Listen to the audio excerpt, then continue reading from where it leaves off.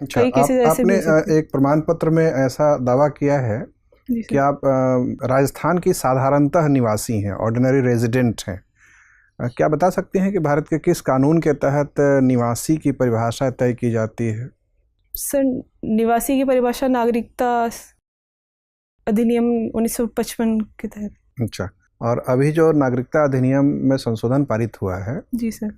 इससे सिर्फ नागरिक की परिभाषा बदलेगी या निवासी की परिभाषा भी बदलेगी?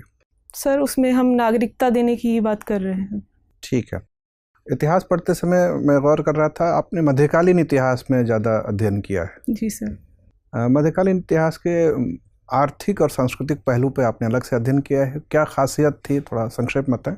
सर, मध्यकाल में हम जहाँ तक सांस्कृतिक पहलू को देखते हैं, हम देखते हैं कि जब हमारा प्राचीन युग चल रहा था, स्त्रियों की स्थिति काफ़ी ठीक थी और दास प्रथा भी उस स्तर पर नहीं थी। पर जैसे हम मध्यकाल में आते हैं, हम वंचित वर्गों की स्थिति में काफ़ी गिरावट देखने को मिलती है।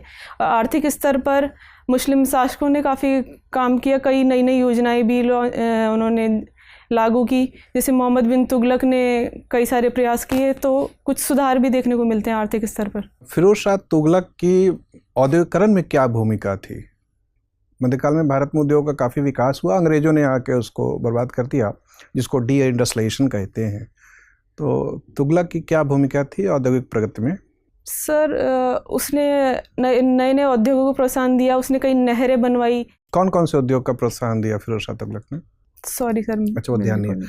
आपको। स्कूल स्तर पर एक गार्गी पुरस्कार मिला था, ये गार्गी कौन है? सर, गार्गी वैदिककालीन विदुषी थी, जिन्होंने याज्ञवल्क्य के ऋषि से शास्त्रार्थ किया था। गार्गी ने याज्ञवल्क्य से शास्त्रार्थ किया था। जी सर। अच्छा, बाद में एक और महिला का नाम आता है जिन्होंने शंकराचार्य जी से शास्त्रार्थ किया था, वो कौन थी? Sorry sir. अच्छा, ये ध्यान नहीं है।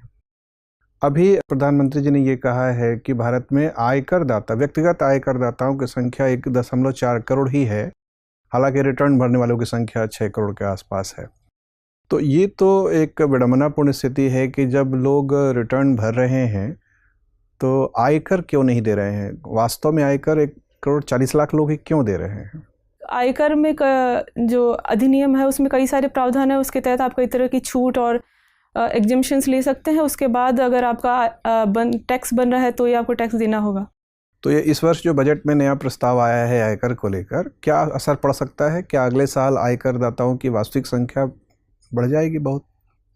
सर, जिस तरह से सरकार प्रयास कर रही है टैक्स स्लैब को काफ़ी सुधार करने की, लिटिगेशन कानून में जिस तरह की उलझनें होती है उनको कम करने की, जैसे बहुत सारे डिडक्शन सब हटा दिए गए, रेट कम कर दी गई है, उस पर आप टैक्स पे कीजिए, तो शायद चीज़ें आप जयपुर के एग्जाम्पशन शाखा में ही काम कर रही हैं।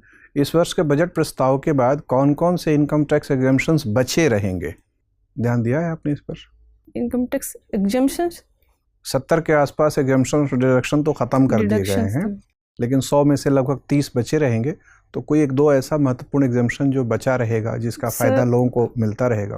सर, जैसे ATCCD 2 का है, एम्प्लॉयर जो कंट्रीब्यूशन करता है एम्प्लॉय के लिए, वो उसमें 7.5 लाख की लिमिट कर दी गई है, पर वो एग्जेम्पशन अभी भी मिलता रहेगा।